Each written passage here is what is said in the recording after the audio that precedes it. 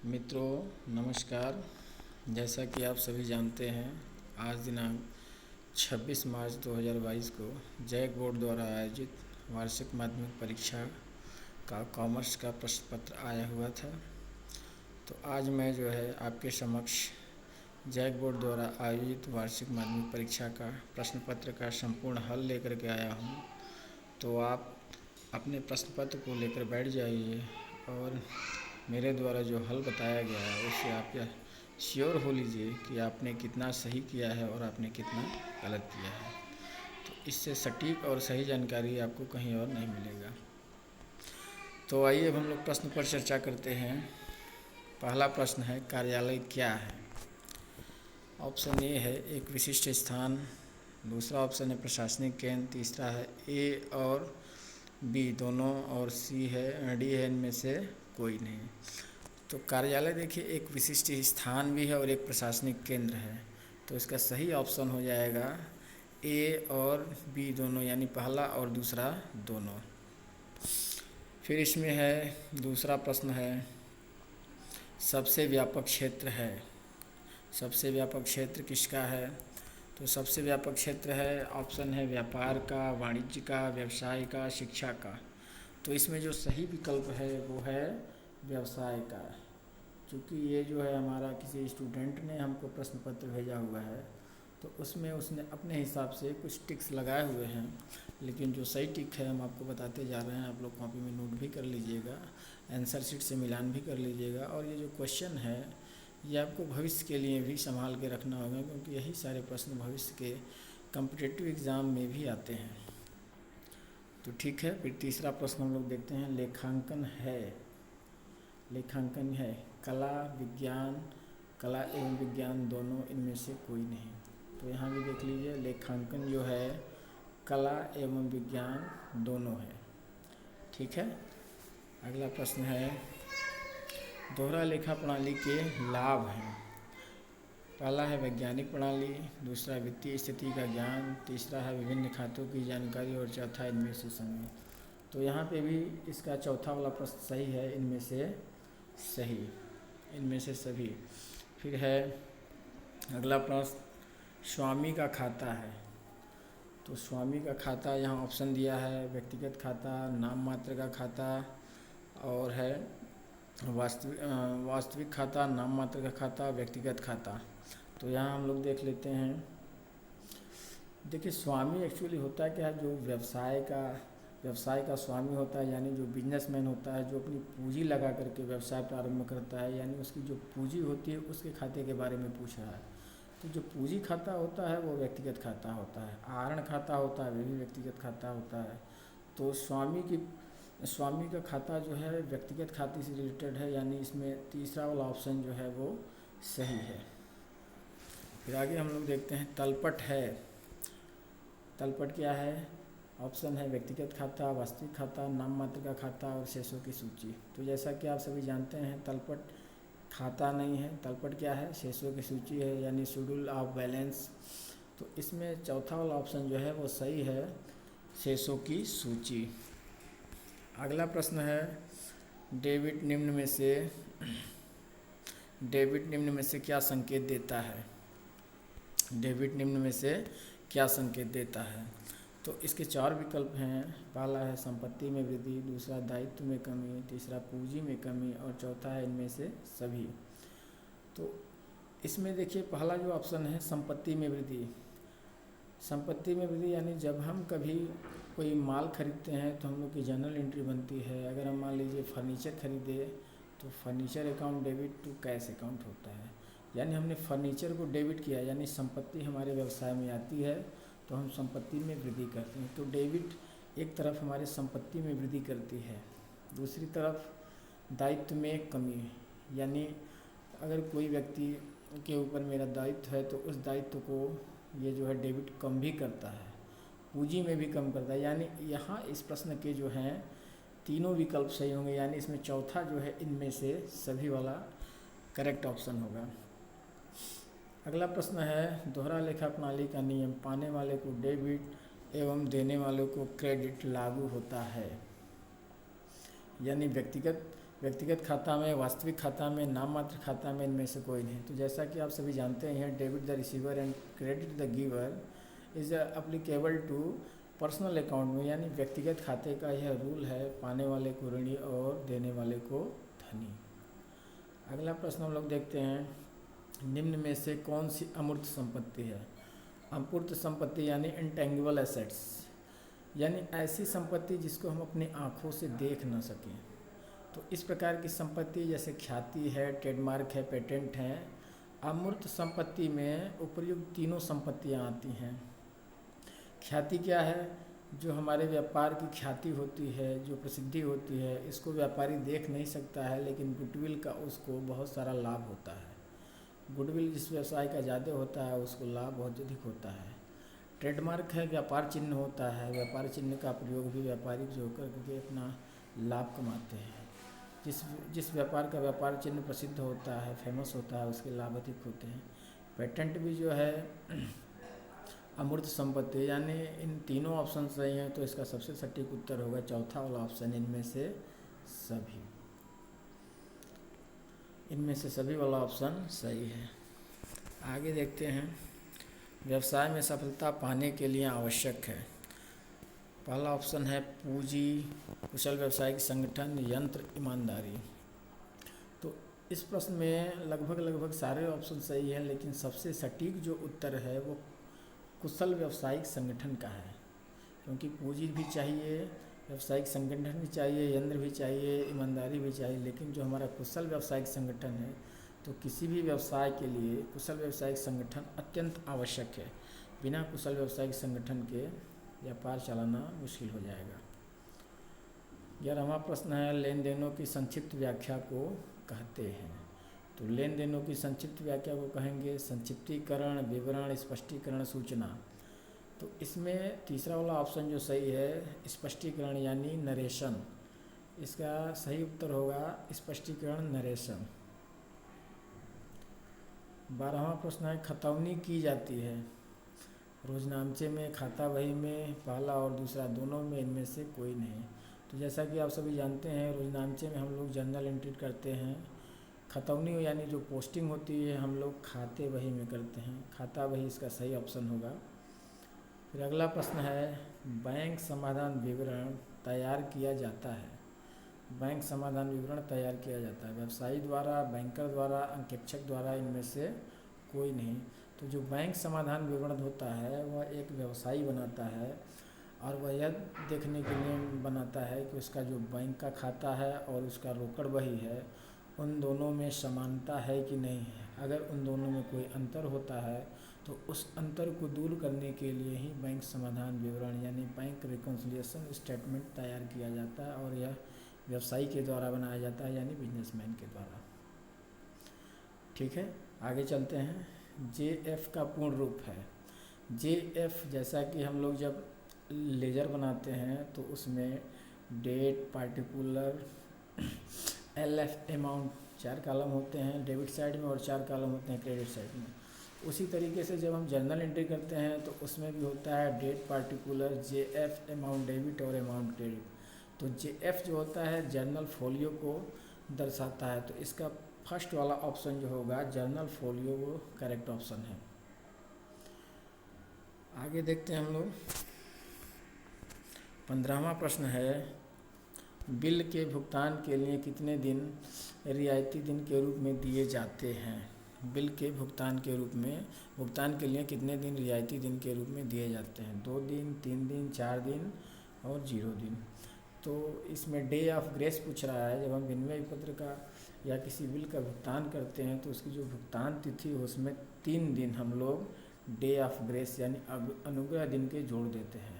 तो इसका सही ऑप्शन जो है ऑप्शन दूसरा है 3 दिन उसमें अतिरिक्त जोड़ दिए जाते हैं।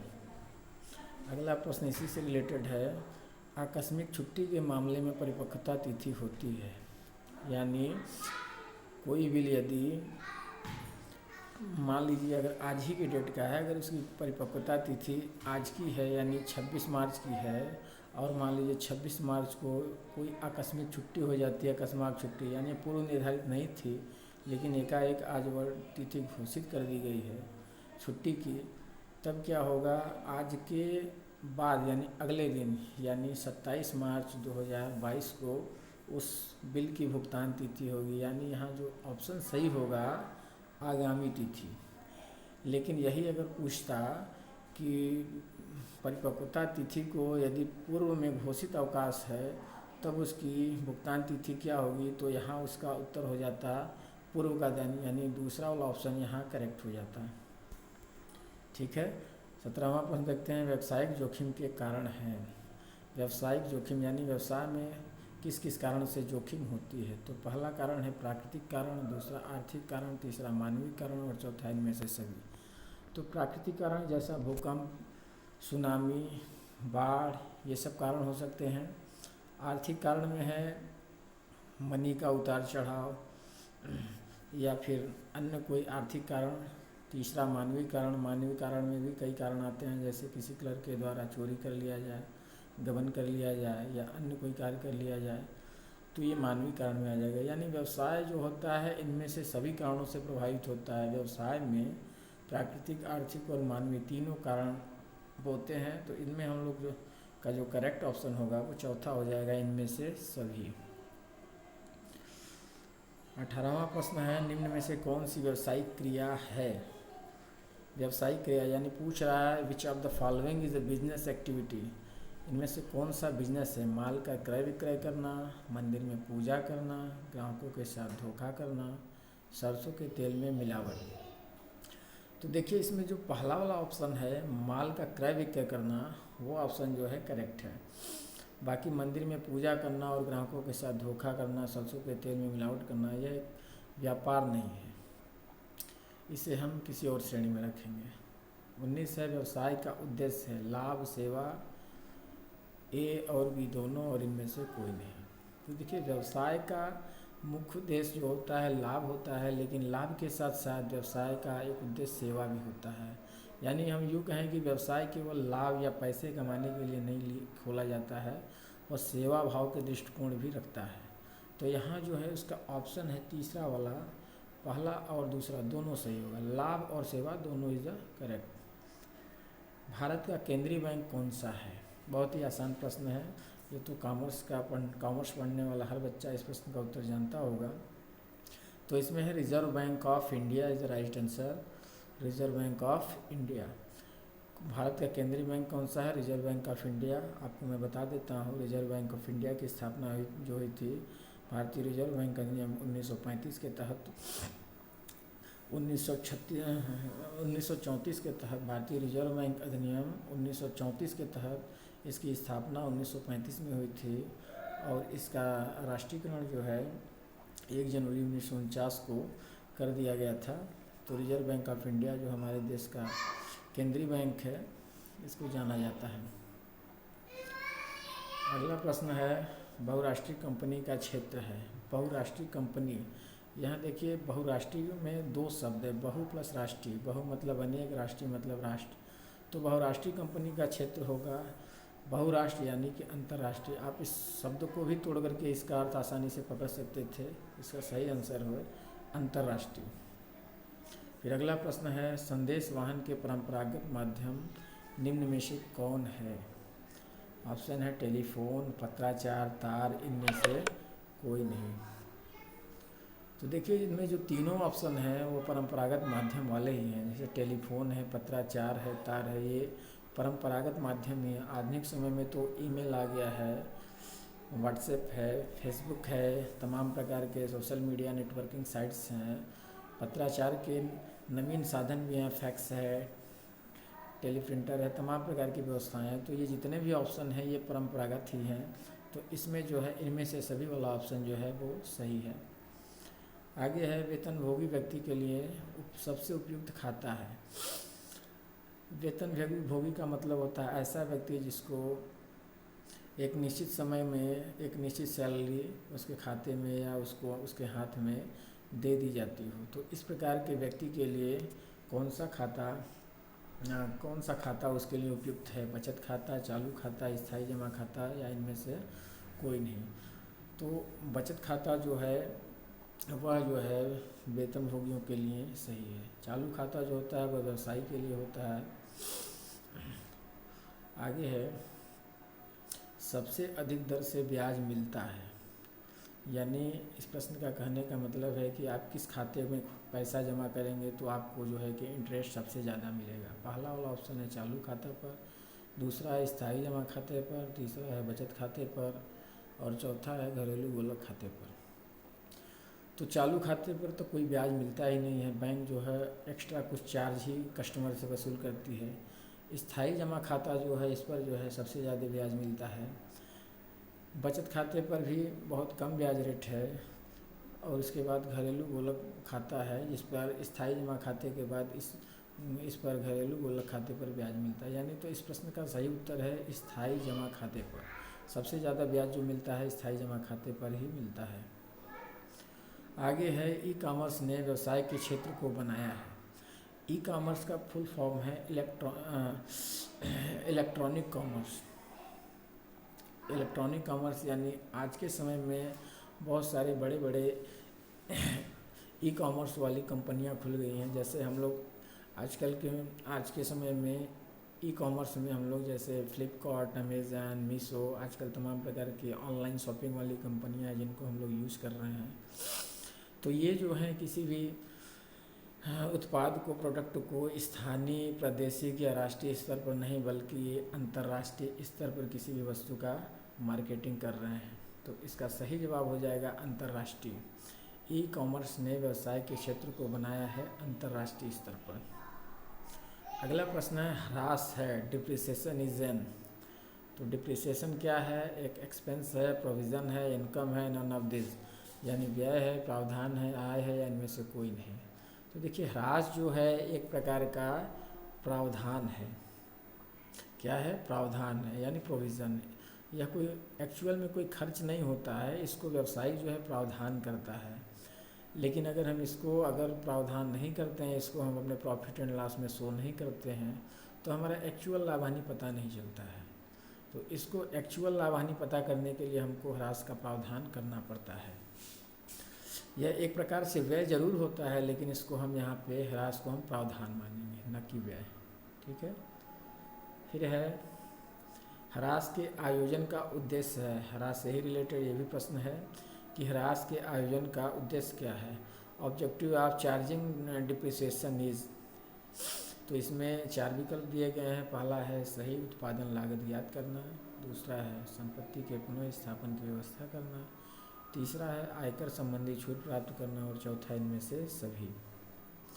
तो देखिए ह्रास के आयोजन का जो उद्देश्य होता है ये उपयुक्त तीनों है। जैसे सही उत्पादन लागत ज्ञात करना, यानी अगर हम ह्रास नहीं लगाएंगे तो हमारे मशीन का जो घिसावट है उसकी लागत हम वस्तु के उत्पादन की लागत में से जोड़ घटा करके फाइनल रेट नहीं तय कर पाएंगे। तो हमको जो है उसमें थोड़ी सी कठिनाई उत्पन्न होगी। और संपत्ति के पुनः स्थापन की व्यवस्था करना, यानी अगर हम हर साल संपत्ति के मूल्य में से ह्रास का प्रोविज़न करके एक फंड स्थापित करते जाएंगे तो एक निश्चित समय के बाद जब हमारी संपत्ति प्रयोग लायक नहीं रह जाएगी तो हम उसी प्रोविज़न से, उसी आयोजन से एक नई संपत्ति की पुनः स्थापना कर सकते हैं। तो इसके लिए भी ह्रास का आयोजन किया जाता है। और तीसरा है आयकर संबंधी छूट प्राप्त करना। तो अगर हम ह्रास का आयोजन नहीं करेंगे तो हमारा शुद्ध आय ज़्यादा दिखेगा और उस पर ज़्यादा टैक्स हमको देना पड़ेगा। तो जिसकी वजह से हम क्या करते हैं, आयकर संबंधी छूट प्राप्त करने के लिए ह्रास के आयोजन का प्रावधान करते हैं। तो इसका सही जवाब हो जाएगा इनमें से सभी। आगे है 28वां प्रश्न, मशीन पर ह्रास तिथि से शुरू हो जाता है। देखिए ह्रास होता क्या है, ह्रास की जो परिभाषा है मैं आपको बता देता हूँ। किसी संपत्ति के मूल्य में होने वाली स्नेह और स्थायी कमी को ह्रास करते हैं। और ये देखिए किसी संपत्ति का जो मूल्य होता है उसमें जो कमी आती है वो कई कारणों से होती है। पहला हो सकता है मशीन में या संपत्ति में घिसावट यानी प्रयोग के कारण, दूसरा समय व्यतीत होने के कारण, या तीसरा मांग में कमी आ जाने के कारण। कई प्रकार हो सकते हैं जिसके वजह से किसी वस्तु या संपत्ति के मूल्य में कमी आ जाती है। तो यहाँ पर कोई विशेष ह्रास का व्यवस्था नहीं दिया है तो इसको हम लोग सही ऑप्शन जो होगा इसकी क्रय तिथि ही मानी जाएगी। मशीन पर ह्रास इसकी क्रय तिथि से शुरू हो जाता है। ठीक है, आगे चलते हैं हम लोग। 29वां प्रश्न है, जो बिल लिखता है उसे कहा जाता है। तो देखिए, बिल जो होता है वो लिखने वाला तो लेखक होता है, जो बिल लिखता है उसे लेखक कहते हैं। ठीक है, तो यहाँ सही ऑप्शन जो होगा वो लेखक होगा। लेकिन चूँकि अब यहाँ बिल में भी 2-3 प्रकार आते हैं, विनिमय पत्र है, प्रतिज्ञा पत्र है, हुंडी है। तो देखिए, जो विनिमय पत्र होता है उसका लेखक लेनदार होता है, और जो प्रतिज्ञा पत्र होता है उसका लेखक देनदार होता है। लेकिन यहाँ उससे कोई रिलेटेड प्रश्न नहीं है। यहाँ केवल यह पूछा गया कि जो बिल लिखता है उसे क्या कहा जाता है। तो यहाँ पर जो बिल लिखता है उसे हम लेखक बोलते हैं। ठीक है, फिर आगे है, विनिमय बिल किसके द्वारा लिखा जाता है। विनिमय बिल से, बिल वाले चैप्टर से ही रिलेटेड है। विनिमय साध्य प्रलेख वाला जो चैप्टर है हमारा, उसी से रिलेटेड यह प्रश्न है कि विनिमय बिल किसके द्वारा लिखा जाता है। देनदार के द्वारा, लेनदार के द्वारा, पहला और दूसरा दोनों, या इनमें से कोई नहीं। तो देखिए, यहाँ विनिमय बिल यानी बिल ऑफ एक्सचेंज की बात कर रहा है प्रश्न। तो विनिमय बिल जो है वो लेनदार के द्वारा लिखा जाता है। लेनदार कौन होता है? जो वस्तु का विक्रेता होता है, वस्तु बेचने वाला होता है। और जो हम इसमें एक होता है प्रतिज्ञा पत्र। तो जो प्रतिज्ञा पत्र होता है, प्रतिज्ञा पत्र लिखता है देनदार। तो यहाँ विनिमय बिल पूछ रहा है, इसलिए इसका सही जवाब होगा लेनदार। अगला प्रश्न है, व्यापारी खाता बही के बाद कौन सा प्रपत्र तैयार करता है। पहला है रोजनामचा, दूसरा है क्रय बही, तीसरा है तलपट और चौथा है विक्रय बही। तो व्यापारी खाता बही के बाद कौन सा प्रपत्र तैयार करता है। तो देखिए, पहला तो जर्नल एंट्री होता है यानी रोजनामचा। अगर बड़ा व्यापार है तो उसमें रोजनामचे को अलग कर देंगे तो क्रय बही और विक्रय बही अलग हो जाते हैं। लेकिन रोजनामचा के बाद खाता बही बनता है, और खाता बही के बाद हम लोग तलपट बनाते हैं। तो इसका सही जवाब हो जाएगा, व्यापारी खाता बही के बाद कौन सा प्रपत्र तैयार करता है। तो इसका उत्तर हो जाएगा तलपट यानी ट्रायल बैलेंस। 32वां प्रश्न है, अंतिम खाते में कौन सा खाता तैयार किया जाता है। व्यापार खाता, व्यापारी खाता, लाभ हानि खाता, आर्थिक चिट्ठा, इनमें से सभी। तो कॉमर्स पढ़ने वाले बच्चों को तो यह पता होगा ही कि अंतिम खाते में 3 प्रकार के खाते आते हैं, व्यापारी खाता, लाभ हानि खाता और आर्थिक चिट्ठा। व्यापारी खाता और लाभ हानि खाता एक ही हेडिंग के अंतर्गत बनाया जाता है, और चिट्ठा अलग होता है। तो इस प्रश्न का सही उत्तर हो जाएगा इनमें से सभी। फिर 33वां प्रश्न है, लाभ व हानि खाते में डेबिट की अधिकता को कहा जाता है। तो देखिए, जो व्यापार खाता और लाभ हानि खाता एक ही शीर्षक के अंतर्गत बनाया जाता है। तो जो व्यापार खाते का डेबिट शेष होता है उसे हम लोग कुल हानि कहते हैं। लेकिन यहाँ प्रश्न पूछ रहा है, लाभ हानि खाते में डेबिट की अधिकता को क्या कहा जाता है। तो लाभ हानि खाते का जो डेबिट बैलेंस होता है उसे हम शुद्ध हानि बोलते हैं, नेट लॉस। अगला है, एक तिथि विशेष पर सभी संपत्ति और दायित्व का सारांश है। यानी एक तिथि यानी एक निश्चित तिथि, वो एक निश्चित तिथि 31 दिसंबर भी हो सकती है, 31 मार्च हो सकती है, या कोई भी तिथि पर्टिकुलर हो सकती है। तो उस तिथि पर हमारे सभी संपत्ति और दायित्व का सारांश या बैलेंस जो शो कराता है उसे हम क्या कहते हैं। पहला है तलपट, दूसरा लाभ हानि खाता, तीसरा है आर्थिक चिट्ठा और चौथा है रोकड़ प्रवाह विवरण। तो इसमें देखिए, लाभ हानि खाता और रोकड़ प्रवाह विवरण तो बिल्कुल नहीं है। कुछ परीक्षार्थियों के मन में यह सवाल होगा कि तलपट भी हो सकता है और आर्थिक चिट्ठा। तो इसमें मैं क्लियर कर दूं कि इसका सही उत्तर है आर्थिक चिट्ठा। क्योंकि तलपट में हम सभी संपत्ति और दायित्व का सारांश तो लिखते हैं, साथ ही इसमें व्यय, आय और तमाम प्रकार के जो खाते होते हैं सारे खातों का इसमें लेखांकन किया जाता है। लेकिन जो आर्थिक चिट्ठा होता है उसमें केवल संपत्ति और दायित्व को ही दिखाया जाता है। तो यह संपत्ति और दायित्व का सारांश जो होता है वो आर्थिक चिट्ठा होता है। अगला प्रश्न है, यदि लागत पर लाभ 25% हो तो शुद्ध विक्रय मूल्य पर लाभ होगा। इसका सही उत्तर हो जाएगा 20%। यदि लागत पर लाभ 25% है तो शुद्ध विक्रय मूल्य पर लाभ होगा 20%। यानी अगर किसी वस्तु की लागत 100 रुपये है तो उसका लाभ जो है 25% यानी 25 रुपये है, तो शुद्ध विक्रय पर लाभ क्या होगा। यानी अगर उसका 100 रुपये लागत है और उसको हम 25 रुपये लाभ पर बेच रहे हैं, तो उसका विक्रय मूल्य हो जाएगा 125 रुपये। तो 125 रुपये विक्रय पर लाभ का जो परसेंट होगा वो घट जाएगा और 20% पर आ जाएगा। अगला प्रश्न है, आर्थिक चिट्ठा है एक स्थिति विवरण, एक खाता ए और बी दोनों और इनमें से कोई नहीं। तो देखिए, आर्थिक चिट्ठा जो है एक स्थिति विवरण है, यानी यूँ कहें कि एक स्टेटमेंट है या बैलेंस शीट जिसको हम लोग बोलते हैं। ये खाता तो बिल्कुल नहीं है, यह क्या है, एक स्थिति विवरण है। अगला है, माल खरीदने से संबंधित व्यय को किसमें दिखाया जाता है। माल खरीदने से संबंधित व्यय को किसमें दिखाया जाता है।